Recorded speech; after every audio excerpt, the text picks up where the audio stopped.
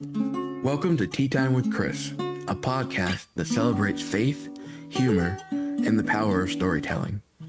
I'm Chris Tomlinson, your host, and I'm thrilled to invite you to join me for engaging conversations with people from all walks of life. Together, we'll sip some tea, or whatever you prefer, and explore life's joys and challenges with a focus on hope, inspiration, and positivity. I'll also share some of my personal stories and some poetry to add a touch of intimacy and creativity to our chats. So join me as we spread love, joy, and laughter with each episode. Welcome to Tea Time with Chris. Welcome to another episode of Tea Time with Chris. As usual, I'm your host, Chris Tomlinson. And this episode is a very special episode because it is a celebration of 37 years for my burniversary. Now, I know some people would be like, what's a burniversary, or why do you celebrate this? A burniversary is basically, a mark or a day that I observe of the exact day of when my fire happened to me. And the reason why I celebrate it is because each year is another year that I've got to experience life and gone through different things or whatever life had tossed at me through those years. And each year is a celebration of how long it's been since the incident and how far I've come. So I thought it would be cool to have an episode of my celebration. And in this episode, I interview a fellow burn survivor. But before we do that, we have to talk about tea flavor of the week.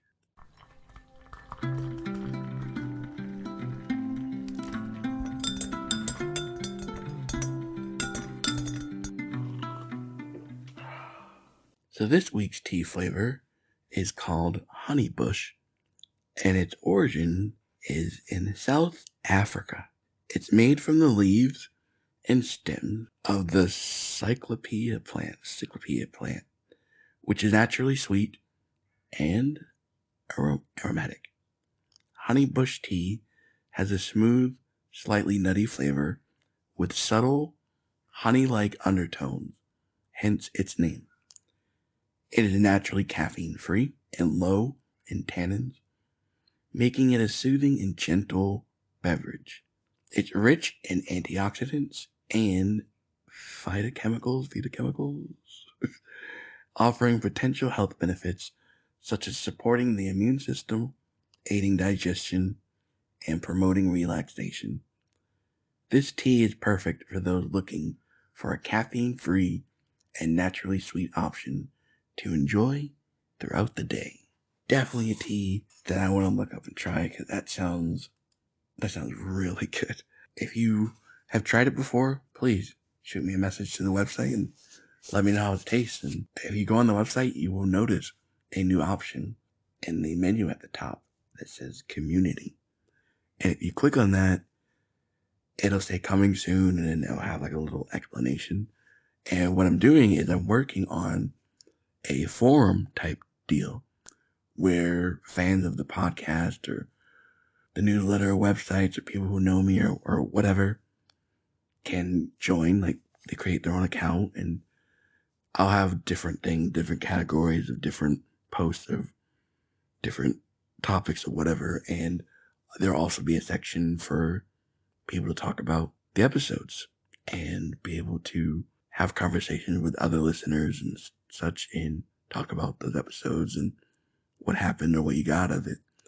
And there will be a section to add your own topics so you can talk about your own things amongst each other. And basically, I just want this, like, our little community there, So I'm working on that, and that'll launch pretty soon.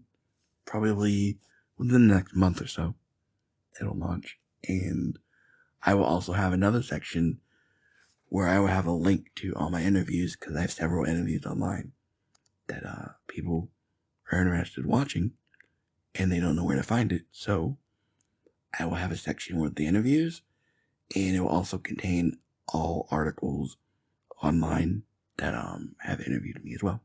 So, anywho, without further ado, let's jump into today's episode with a good friend of mine and a fellow burn survivor, Tonya.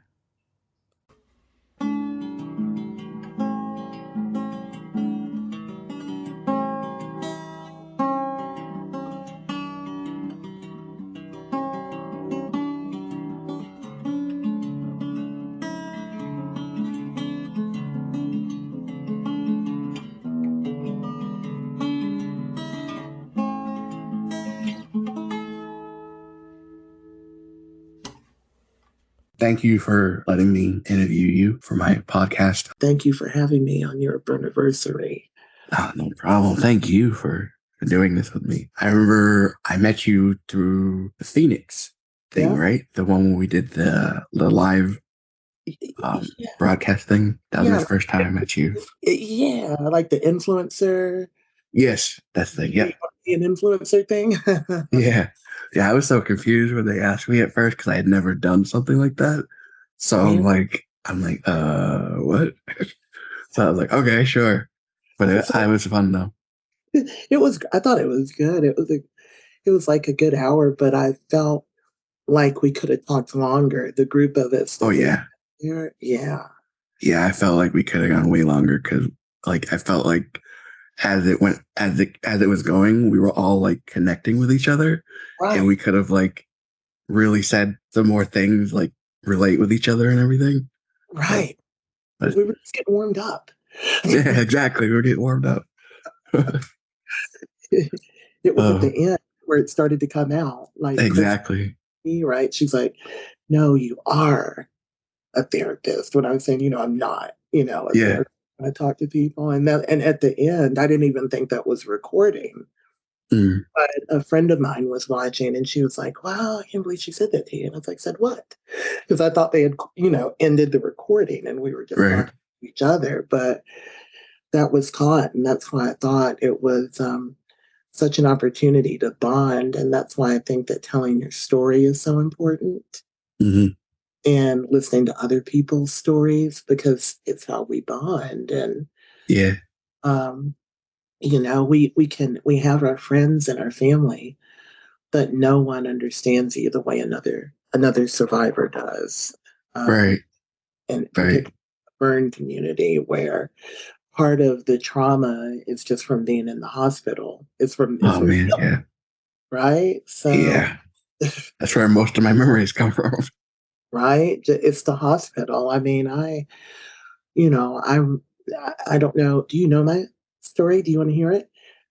I know it, but I do want you to tell it to You want to hear it? Okay. my listeners. Yes, so. I thought I'd offer it to y'all. It was just a week before Christmas, and my husband and I were having just a good time, and it was 2018. That's where the 2018 comes from in my name. In addition to the fact that Burn Beauty was already taken. I added 2018 to it, and I didn't think anything of it. I didn't plan on it being a big thing. But, my husband and I were sitting out. I was a realtor at the time. He has a tree removal company, and I helped him with that. And we were just kind of enjoying the night, relaxing. My kids had just both moved out, college age. And it was just me and him. And I remember my daughter came by, and she said, "Mom, I can hear you laughing all the way from the street," because we were sitting out back with our fire pit. And it was a fire pit that I bought my husband the year before as a Christmas gift because he loves to go camping and stuff, and I don't. I used to do it before we got married. I don't want anybody to think it's a trick, but when I was younger, and didn't have as much to do, yeah, we could go camping. But now, I was 45 at the time, and I was just not down with it. I want to go to a cabin, so I bought him this. And you could rotisserie a chicken on it. You could cook on it. You could hang a Dutch oven from it. You could just cook different things. You could put a pot on it. So it's very much like a campfire, which is the best part of camping, right? That's sitting around the campfire. So that's what we were doing. It's just sitting around that fire pit, and all those attachments I'm talking about, you would add those if you wanted to cook. So It was about 8:30, I don't know, 8:30, 9 o'clock, but it was getting late and we both had to work the next day. And I said, well, let me get the food and throw it on. I was going to put some steaks on and take advantage of the hot coals because, you're burning wood in this thing Right. and it's making all these beautiful hot coals. And we have a tree company, so he's got the good wood in it. So I'm going to, make the steak. And as I reach in to put the steak on the grill, um, he's squirting lighter fluid because he's had to add the grate to it while I was inside. And I Mm. just come bounce him back out and I reach over. And as I reach in to lay it down, he's still squirting lighter fluid. And I'm not really aware of that. And he's not really aware of me. And I had this long, long hair. Remember, I'd never had weaved hair before, even though I wear wigs all the time now. I'd never done Mm. that before. But I had a weave because I was a realtor and it was so much easier for me to do my hair. I Yeah. had my natural hair was long, but this was easy. So, but boy, all this weave was, it got in there and the lighter fluid. And it was just like a split second Mm. where you think, uh oh. And, and then it was too late. It was just like the wind shifted, the fire, it hit me and it hit me in a way that it felt like it knocked my head back. It was just like Mm. there was more than I thought. There was more happening than I thought was happening. You know what I mean? Like Yeah. I knew it was on my hand, but I wasn't fully aware. And let Mm. me mention, while we were sitting by the fire pit, we drank a bottle of wine. Not like a big one. We weren't snookered, but still, it was a bottle of wine, right? So I started running because I wasn't in a situation where I had any expectation of possibly catching fire. Mm. I wasn't trying to get out of the house. I wasn't in a car accident. I was just standing there making a steak. I know it's a fire pit, but I've done this just so many times. You don't Right. even think about it. And so I ran and probably about, I don't know, maybe 30 yards. Our property's kind of long, maybe not 30 yards, maybe 20. But as soon as I got to my driveway, I thought, no, you got to stop, drop, and roll. Well, stop, drop, and roll doesn't work if you have accelerant on you. Mm. And what I effectively did was just kind of spread the accelerant around, and I was still on fire.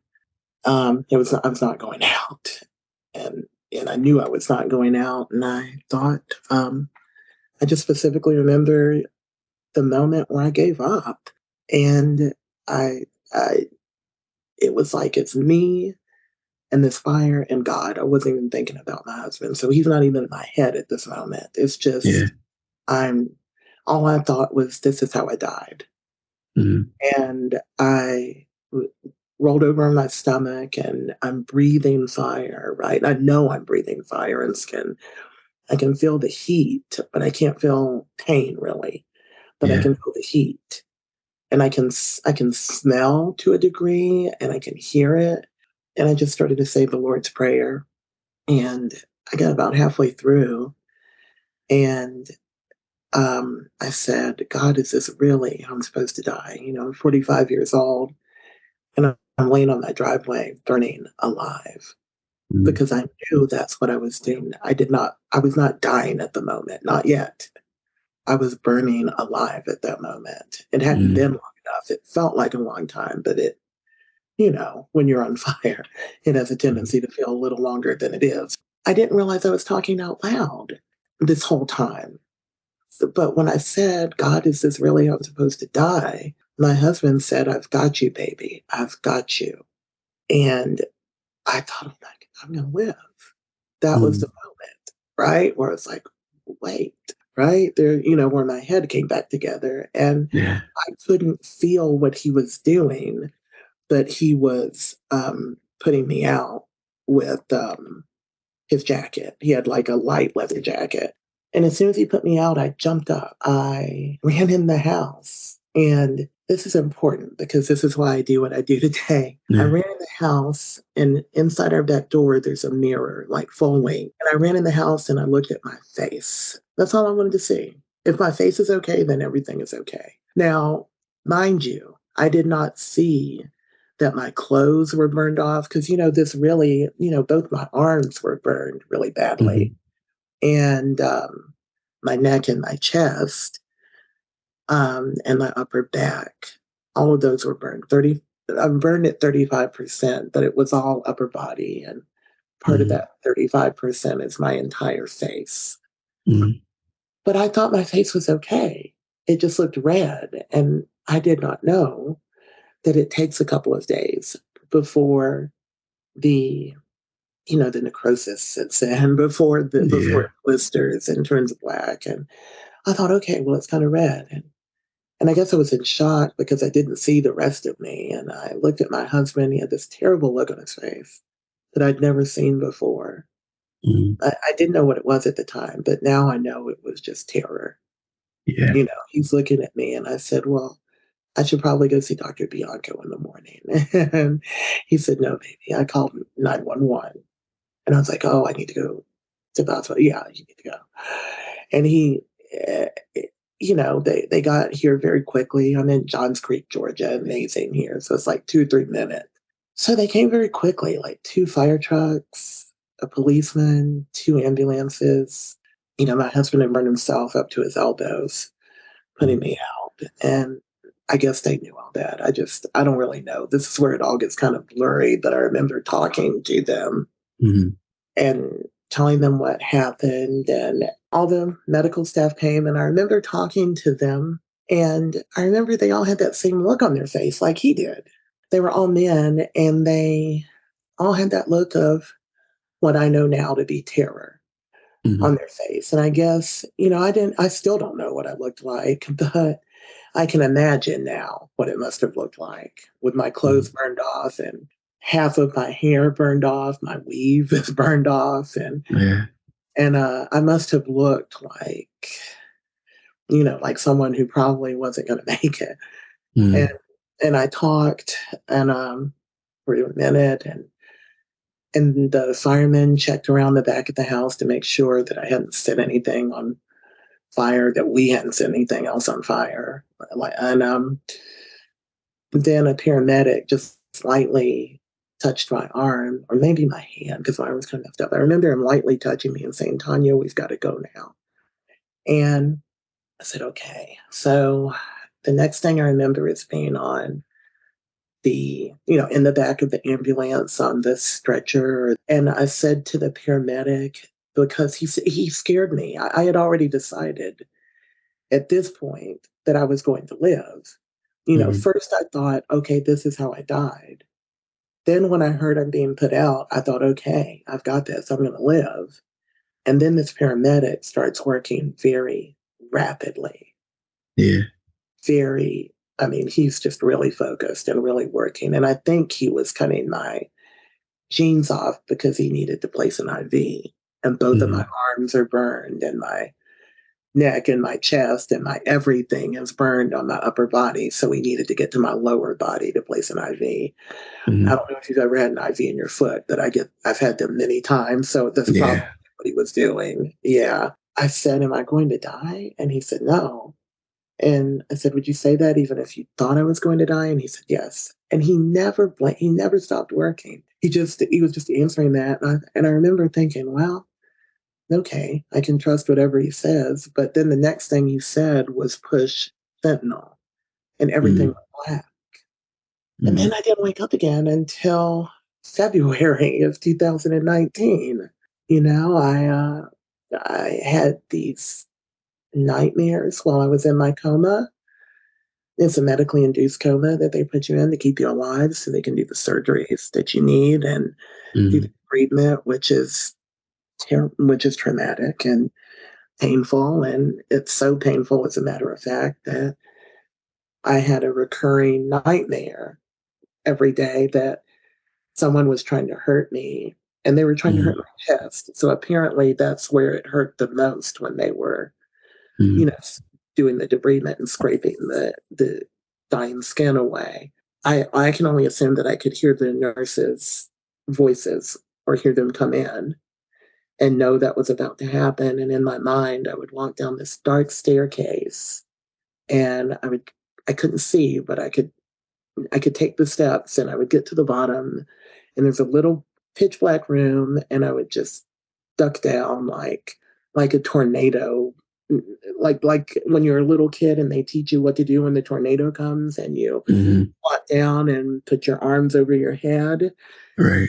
that position, and I would stay there in my mind.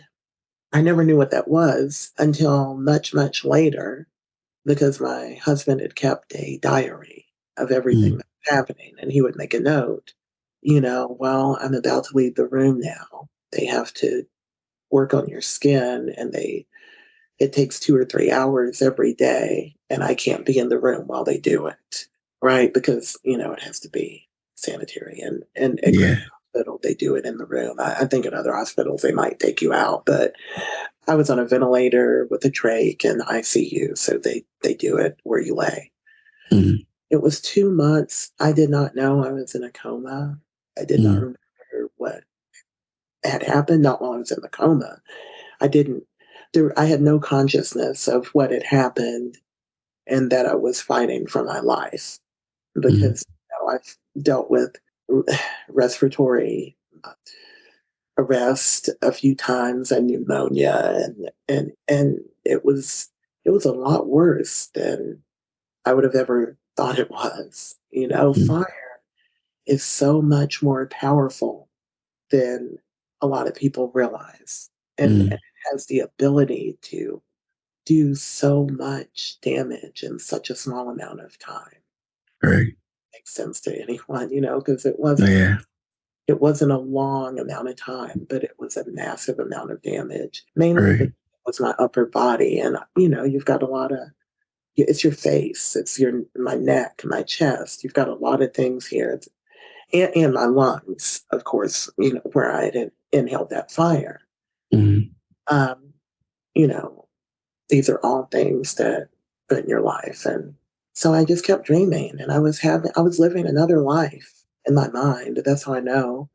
I have a very strong faith now, probably stronger than it ever was. And that's because I know that my spirit, my soul was okay without my body. It didn't even Yeah. know. It didn't, I had no idea what my body was going through.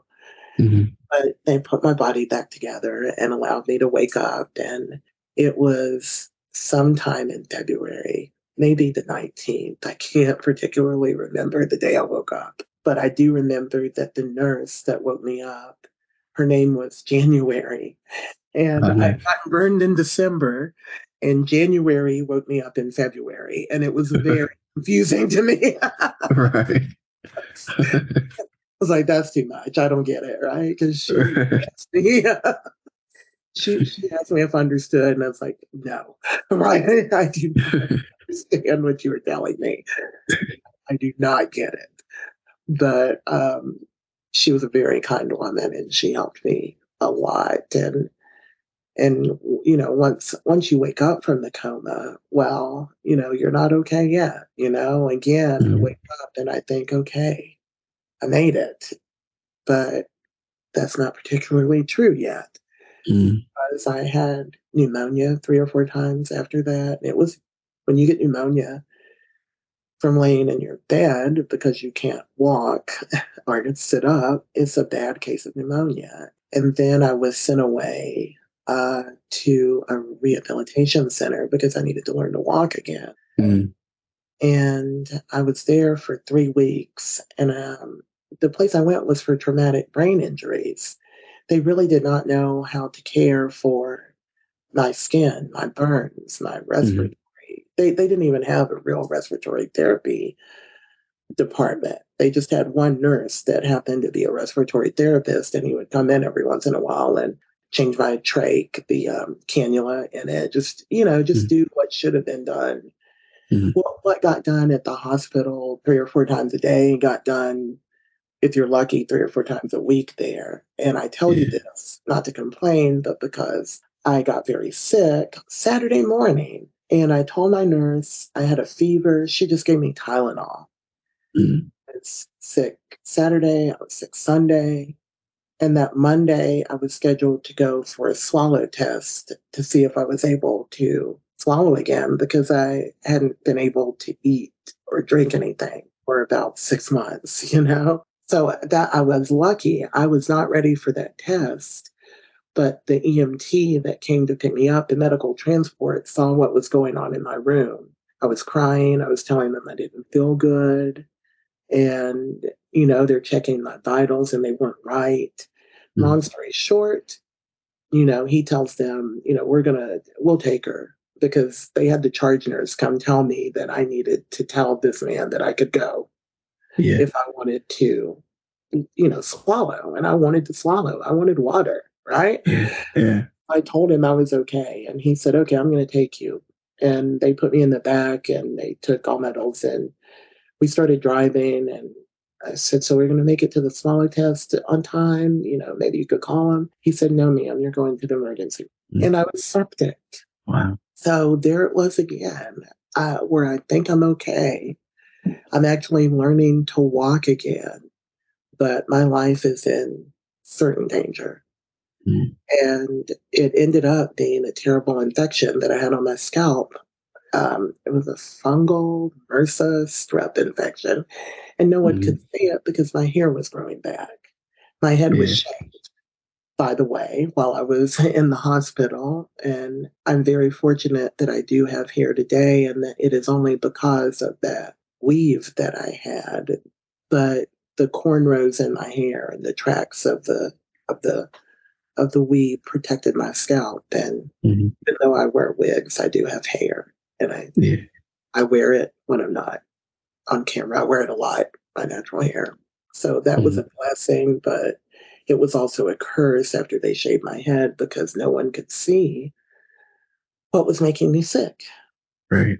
So there I was back in the hospital again. And I never went back to the rehab center, even though I had another week left there and I probably needed another month. But I didn't want to go. And they didn't want to have me back because I had told the social worker on the floor I was on that they don't have a respiratory therapist. I was just like dishing it all out. Like, I don't want to go Mm. back there. Yeah. This isn't okay. I almost died. And so they didn't want me to come back to that particular place. And my hospital does not use them anymore. They questioned me about what happened and didn't use that center anymore. And it's not that that center did anything wrong. It's that they're not versed at taking care of burn survivors. We're Right. special. Right. Infection is what kills us. Right. Oh, and so I can specifically remember the scent of lemon Lysol being used to clean my room at the rehab center because I always use that to clean my kitchen counters. That's not good enough to clean a room for a burn survivor, Yeah. with open wounds. That's not good Right. enough. Right. So I just feel like I've been very blessed throughout it all. And there were so many things that just kept coming to try to kill me. And Right. I think that's true for all of us. Mm. After we're burned, there are so many things that keep coming. Most of them are infection. And you have to fight so hard. You really have to want to live. I believe it's very important that you have a strong will to live because Yeah. not all of us make it. So I think that what I do and what you do is very important so that people can hear if you're in your hospital bed right now and it's bad, that debridement hurts or you're sick. Mm. It's better. Yeah. It's better, but you have to have the will. I could relate to a lot of the I was reading on your Instagram you have a link and it has a bunch of other links that links to different things that you're associated with, and you have a bio on there and I was reading it and I could relate to you were talking about donor sites, and that was like the biggest issue with me with donor sites. They were so painful. Like they were more painful than having just the surgeries and stuff. Like it was just like, Oh, God. Yeah, I don't. Donor sites are the absolute worst. first. I And had a I never had nobody to like talk to about it when I was growing up. So really. like in school, Uh-huh. I'd be like, man, my donor site hurts, and kids would be like looking at me weird, like what? what are you Like, talking about? yeah. And then I explain what it is, and they're like, what? I was like, yeah, they And gotta get skin, and yeah, this is where they get skin from. I mean, one of my uh, sites was a full tummy tuck, Chris. wow. I had run out of skin for, they used my legs and Mm, most of my lower body, except for the front of my tummy. They mm, left that alone, I think, for aesthetics. Just didn't, mm, but they took a lot from my legs and everywhere that they could, and I ended up getting a full tummy tuck because mm, they needed skin to rebuild my upper lip, and I did not go into surgery expecting that. So I went yeah. in the ICU 2 days later with drains in each side of me from like plastic surgery drains, and I'm like, oh my god, Mm, it's time. Because I yeah. went in as an outpatient. Mm, This was after I had been at home for a while, and it was amazing. And if you don't, just to your point, if you don't have people that understand the donor site, if you don't have people that have been through it, you won't have the same level of comfort, right. really. Even though your friends and family love you and they want to hear, it's something that you can't explain to people. You say Right. donor site to any of us, and we go, ah, Yeah. We all know that pain. it's so terrible. Yeah. I've only had one that was really, really terrible since the hospital, since being discharged with Mm, all the surgeries. And I will tell you, for anyone out there, the last surgery I had, they took skin from my hip and they treated the donor site differently than they did even 4 years ago. mm, They put foam on top of it and told me not to change it for mm. 5 days. And do you know, it did not hurt the way the other donor sites have hurt me. Wow. So there's been advancements even in that because I was terrified of the donor site, Oh, yeah. terrified of what it was going to be. And, they tell you have to change it every day. And the gauze is stuck to you no matter what you do. Man, So, yes. but it's so painful. And Uh, this time it didn't hurt that way. And it was a full thickness graft. So they wow. continue to make advancements. But I can imagine 36 years ago, Oh, by by that thought, how the donor site must have hurt. yeah. And I was at that time in the 80s, I was the youngest to survive the amount of burns I had. So they were Young, just, yeah, they didn't know what to do. They just were trying everything they could do. And they told my family I had a 1% chance to live. There's no way. And because I'm 97% of my body is burned. So I have very limited spots for donor sites. right, So when they did donor sites, a lot of the times it was repeat sites, but they had to wait for it to right, heal. And right. then Take it next again. thing I know, I got a donor site there again. Like, That's so when they took it from my hip this time, it was a repeat donor site. Everything from mm, this point forward will be a repeat. yeah, I honestly still have one on my side, like the side of my torso that is from like underarm to hip on one side, and it's still pink. It still hurts. yeah, It uh, never, it's never done what it should. It's never yeah, the way it should. And I don't know if that's because it's covered up all the time. I don't know. I mean, I uh, think a lot of the times the doctors don't know even when right, they're, to hear that they told you had 1% chance, that yeah, back to the will to live and determination. I mean, you were only 2 years old when you got burned, but you're still the same person that you are now. right, I'm a big believer in your nature versus your nurture. So mm, your nature is that of you're determined, you're a fighter. It's so important that people hear these things. Just to hear the two of us say, yeah, donor sites are terrible. So if your donor sites are making you feel like you can't go on, you can't go on. It gets yes, better.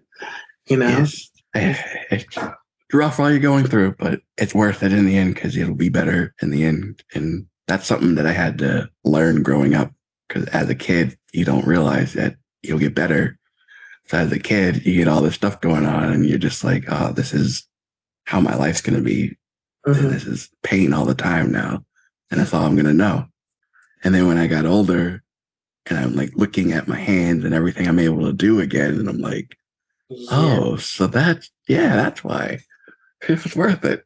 That's why we did all that. And, Right.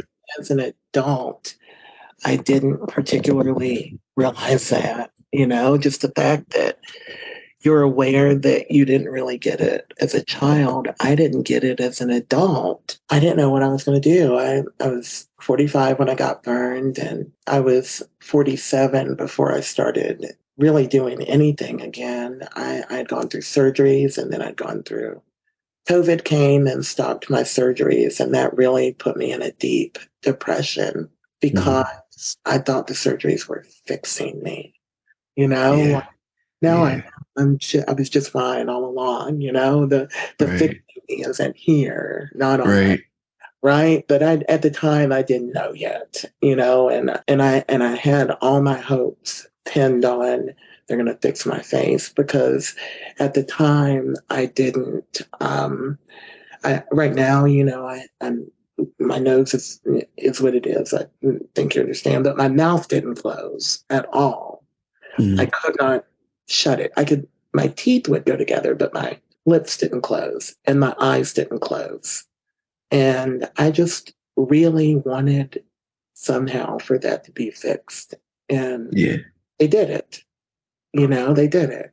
Yeah. And then, COVID came. They said no more surgeries.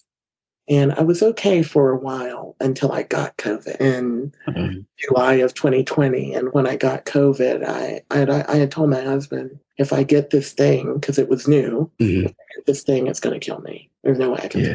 survive. I've been through too much. I can't, so be careful, wash your hands, don't bring anything in here. He's a salesman, Mhm. right? And he was doing his best, but both myself and my caretaker got sick. So it could have come in on her. It could, you don't know where it comes from, but we both got sick on the same day. Mhm. She toughed it out at home. I ended up in the hospital because I was delirious. I wasn't getting enough oxygen because my lungs are just damaged. You can hear me kind of the raspiness in me right now. Mhm. And I just dealt with the infection last week. And Mhm. now, if I get the slightest cold, it turns into a respiratory infection. But Mhm. after I spent a week in the hospital for COVID and I was alone and I was scared Yeah. because my husband had stayed with me the whole time I was in the hospital. Mhm. Birds. We had our own company. He had other people running it. He was taking calls, but he was physically with me. Right. And I was so scared to be in that hospital alone for a whole week. And then, not to mention, they would put on hazmat suits to come in, right? And it's like, oh, Yeah. not be good, right? Right. I don't think I'm going to make it. And then I was better, and they said, you're going home. And the day I was going home, they said, oh, your oxygen, your pulse ox is low. We're going to have to Mhm. send you home with oxygen. So they send me home with this little portable oxygen tank. And I think that's the end of it. And then knock, knock, knock on the front door. Here's a guy with a whole huge oxygen machine. Oh And wow. I ended up with long COVID. I was on oxygen for 8 months. Ooh. And the damage just from having breathed fire. Oh, Yeah. and I smoked 32 years before I got Mhm. burned. I guess I was smoking right before I got set on fire. Obviously, I don't smoke anymore. Yeah. That's a blessing. Um, My daughter changed her major while I laid in a coma.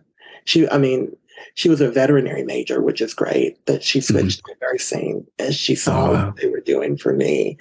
And she knows that if I could do anything different in my life, I've been a nurse instead of a paralegal because I, Mhm. I just I love medicine. I love helping people, and it was so special to me that she did that. So there's another blessing, in my Yeah. mind. My son was going through hard times. He has Crohn's disease, a colostomy. He got better and started taking care of himself. And my marriage at the time had just it felt like so close because it's like this person, he's staying here all the time with me. Yeah. It's amazing, even though we've been together a lot of years, but it was still, there was no, oh, I got to go work. I didn't hear that ever. And so Yeah. I realized it was all a blessing. Yeah. But then I didn't know what I was going to do with my life. Mm-hmm. And I was sitting on that couch and I decided to at least tell my Facebook friends where I had been. Mm-hmm. Um, so I made a video. I made a post, and of course they had, a lot of questions, as you can imagine. Yeah. I said, well, I'll make a video and I'll post it so I don't have to Mm-hmm. answer this over and over again. Because I was a realtor, I had maybe a couple thousand Facebook friends. Made the video, and I didn't even realize that other people would see it. I knew Yeah. so little about social media. Mm-hmm. I wasn't trying to be anything or become anything, but it came to me Right. as people saw it and started messaging me. Oh, I like your makeup. Oh, I feel I'm going through this and I feel inspired. And it was just like immediately I knew what the Mm-hmm. answer was to what am I going to do with the rest of my life. Right. I knew what I'm going to help other burn survivors. And I started a nonprofit that I'm still working on funding 2 years later. And Mm-hmm. I started doing tutorials for makeup so everyone can. I've always loved makeup. It's not something that I picked up after I got burned. I Yeah. want to know, though, you can still do it because I felt like I'd lost that. Always loved Right. the glam and girly, and, I felt like that was a loss. And it's Mm-hmm. not. It's still there. Right. And it's just been, the podcast. And sometimes I get tired when I name off all the things I've been trying to do, but it's all in an effort to reach people just like you are. So if Right. you ask me to be on your podcast, I say yes. Yeah.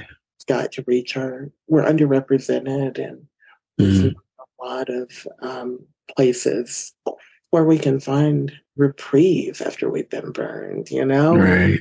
where there's people who really understand. There's support groups online. Mm-hmm.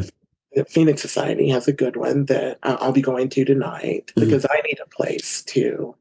I talk to everyone out there, and I take in a lot of stories, and I became a life coach so that I could leave everyone better than I found them. But I have to have a place Right.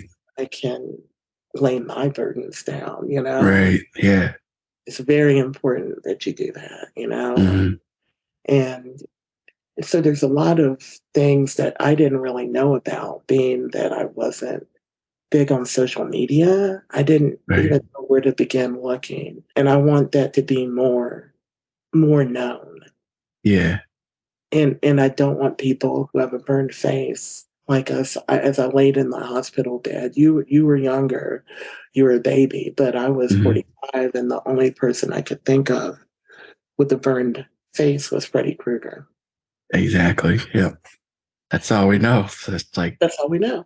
that's what the world thinks when they think of someone who's been burned. With a It's burned face. it's Yeah. horrible. It's terrible, and that's all I could think. And I wouldn't look in the mirror for. I woke up in February. I didn't see my face until April, and that was by mistake. Mm-hmm. I used to look in the mirror because I knew my face had been damaged. I knew it didn't feel right. It didn't feel attached. Right. Because it's all skin grafts. It didn't. Now it feels attached. Then Yeah. it felt like a mask. Right. And I was happy to be alive. I was Yeah. happy to be there. My daughter had hugged me when I woke up and said, Mom, we're not British, but she calls me Mom. Yeah. Mom, you're the strongest person I know. Mm-hmm. And I've changed my major to nursing. And I was too happy. I was not going to look at my face and be caught up in what I didn't have. Right. I think that was, I don't think that I was all that wise. I think that was just divine intervention. Like, no, you don't need to see that yet. You're not ready. Right. Right. Because I still had battles to fight. I Right. had pneumonia and sepsis. I did not need to give up. Right. Because as soon as you do that, if you give up, that can make a difference. Yeah. No one can save you unless if you don't have the will to save yourself. Right. Exactly. And I hope we can hit the mainstream, Chris. I hope so. I want people to see us for who we are, and not as the Hollywood monster that they created. It's a big deal. If you're Yeah. watching a movie made in Hollywood or Atlanta, where we film a lot of movies, Mm-hmm. as soon as the guy with the scar or a burn or one eye or whatever his difference is or Yeah. her difference is enters the frame, you know that's the villain. Yeah. So we can't expect people to look at us and see us as a, the good guy when they've been Yeah. trained that we're the villain. Yeah. Exactly. My whole life, I didn't have people to talk to about, like burns and all that stuff because I didn't know of the Phoenix Society or anything. I didn't know about any of that stuff. Right. So growing up, I was different, and I was different than anybody else in the world because I didn't understand. I didn't Right. know. Right. No. So I think the first time I ever, well, I mean, I met like other burn survivors in the hospital, but it was for a very short time because you're usually sleeping most of the time or in Yeah. pain and just you're in your own little world. Heavily But medicated. oh yeah. Yeah. So you really don't know your roommate. If you have a roommate, you don't really know them until when you first get there and when you leave. So, Right.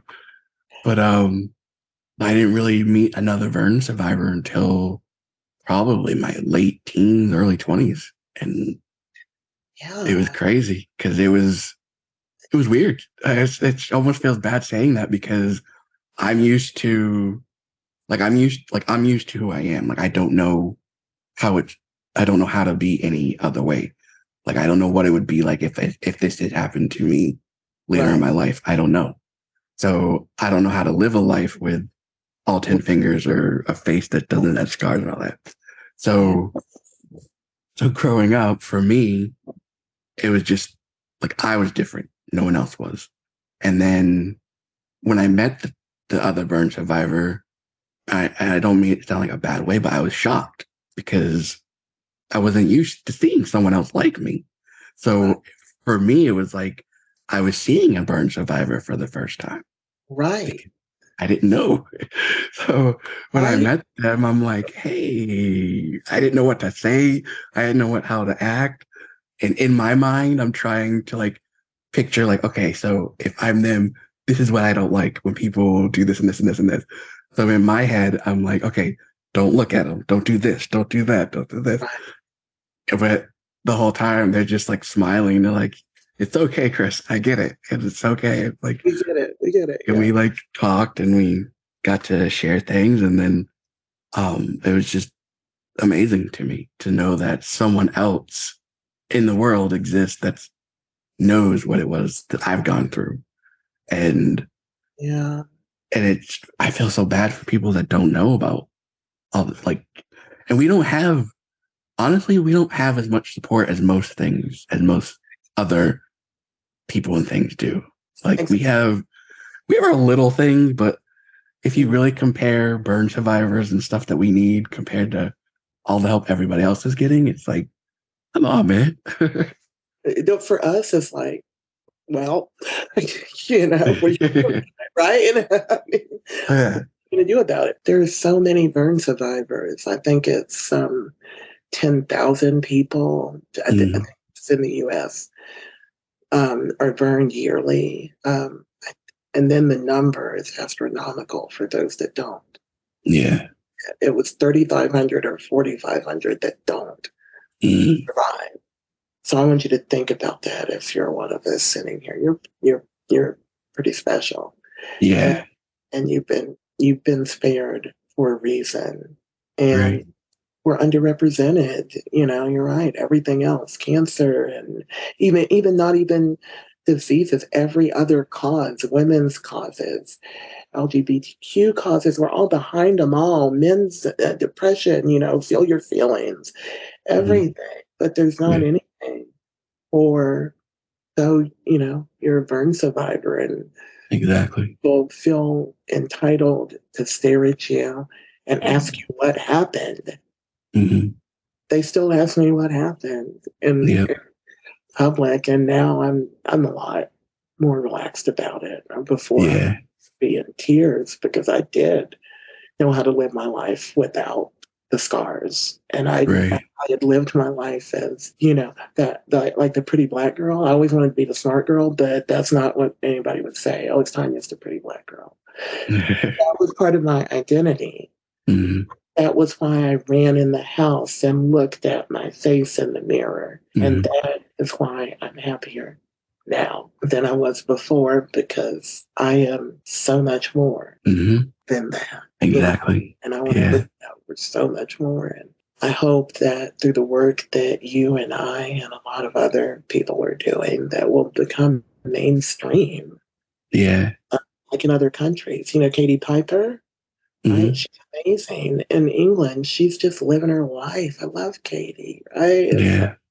you message her, she'll message me back. I just love her. But she's doing shows, she's living her life. She's a survivor, but Hmm. nobody is saying, oh, it's the girl that survived the burns. Right. It's just that's Katie Piper. Hmm. And other countries, I'm learning because I talk to people around the world, are a little more accepting of it than we are. And I think that goes back, see Freddy Krueger, go Exactly. see Hollywood, go back to what we're conditioned to think, because it does matter what we see as a child. I talked to it was years ago. I can't remember his name right now though, but there's a motivational speaker who's a burn survivor as well. I don't remember how he found out about me, but he found out and he called me up and we talked for like a good hour or so. And it was really cool because he made a good point that I never really thought of like throughout my life. And that is that like us as burn survivors, like obviously we look different. So like when we go out in public, like you said, like we're gonna get asked, what happened, and we stand out more than other people do. Yeah. And he's like, take that as a blessing because everybody in this world, everyone in this world wants to be seen. Like we go out of our way to buy clothes to be seen. We go out of our way to do this and that to be seen. But us as burn survivors, we just got to walk out the door and we're seen. Like we don't have to even try. And he's like, that's what everybody wants. And Yep. we have that. And he's like, so take that chance to show people who we are, show them Take the what chance. burn survivors are, and educate and show the world that we're not a monster or whatever. And he's like, remember that each day you wake up, that you don't have to even try, and you're going to get people's attention. And That's true. ever since then, I was like, yeah, I never thought of it that way. I never thought of it either. Being burned is something that happens to you. Hmm. Deciding to treat it as a blessing and Hmm. help others is something you choose to do. Exactly. Yeah. It's a conscious Exactly. decision. It's not Well, something yeah. to you. I know for years I hid myself for years because I didn't want to face people. I didn't want to have to explain everything over and over and over. And I didn't feel like I was good enough and that I shouldn't be seen. And I hid and I wouldn't talk to nobody. I was so quiet and I'm still quiet today. I'm super quiet. But before like doing something like this, I wouldn't even give it a second thought. Like if someone had asked me, oh, will you start a podcast or whatever? Like, no way. I have nothing to say. No one, I'm not important. Yeah, you are. You're exceptionally important. But I know how you felt because that was the first 2.5 years for me. I guess it's going on the fifth year now because I've been doing burn beauty 2 years. So it's been about 4.5 years. But the first 2.5 were just me trying to figure out, what am I going to do with the rest of my life? I'm only Right. 45. Right. I, hopefully to God, have a long time left to live. Mm. What? I don't want to be a realtor anymore. I Mm. physically can't walk very well and do a lot of things. I am disabled, and then even if I could do it, I wouldn't. You think Mm. I'm going out to meet strangers at a house and as a realtor and no, I'm not doing Yeah. it. Right. And I just wasn't going to do it. And now I think I don't know if I could physically do it yet. I'm working on getting endurance back.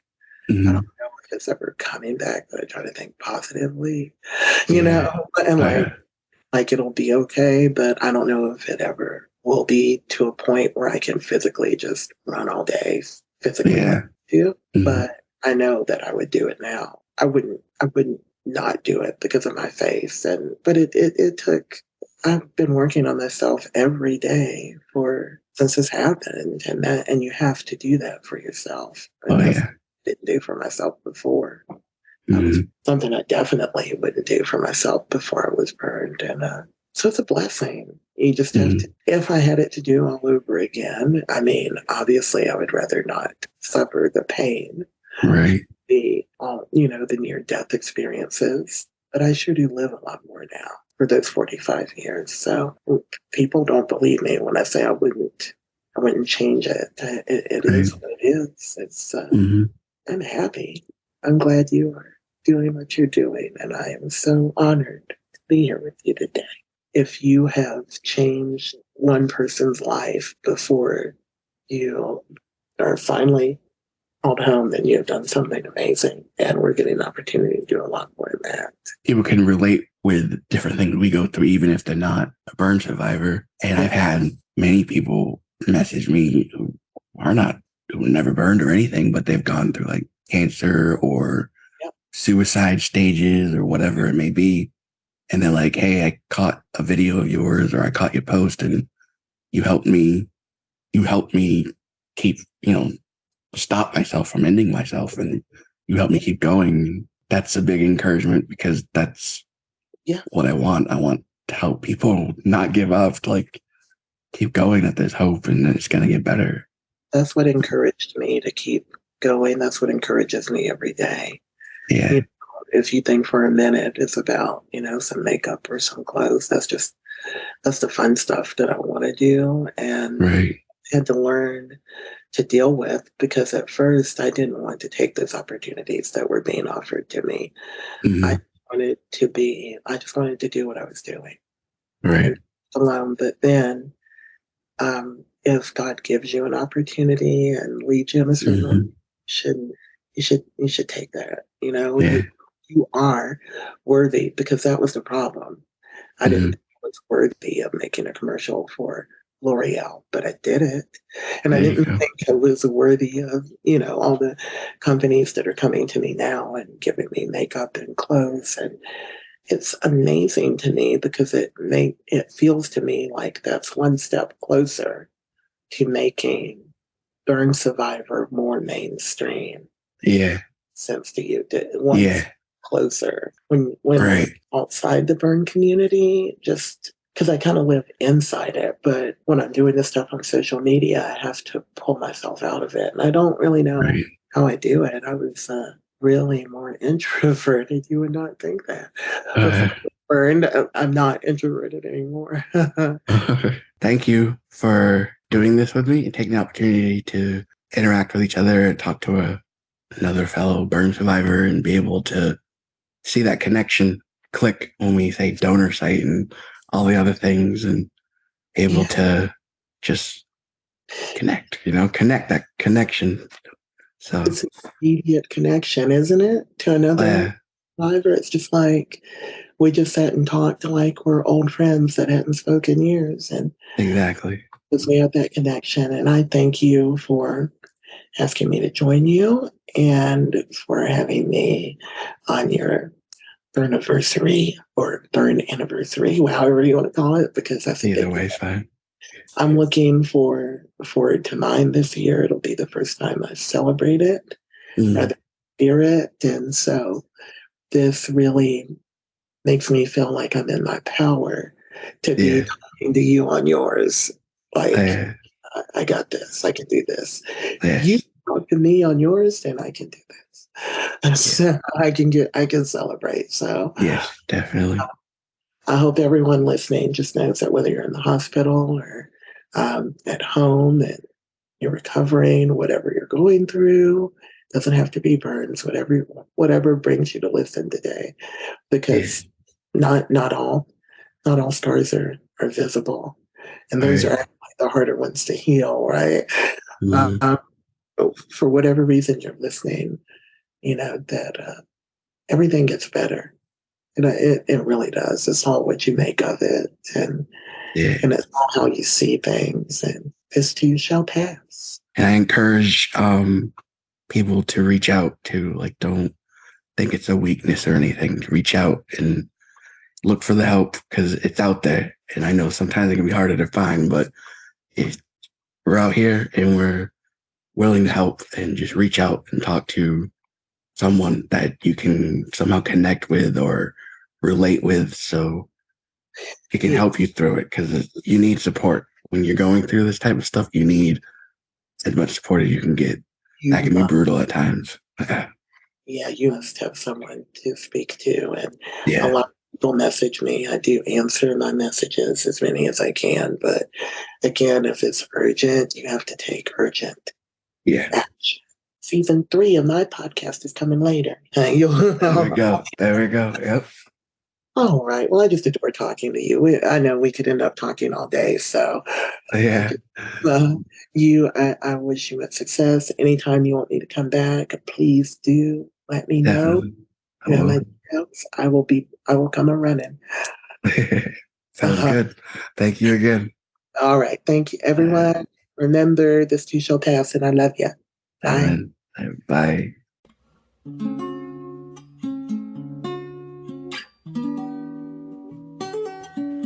You have just listened to Tea Time with Chris, a podcast filled with hope, faith, joy, love, and occasional laughter. We hope you enjoyed it and continue to stay up to date with us at teatimewchris.com. God bless.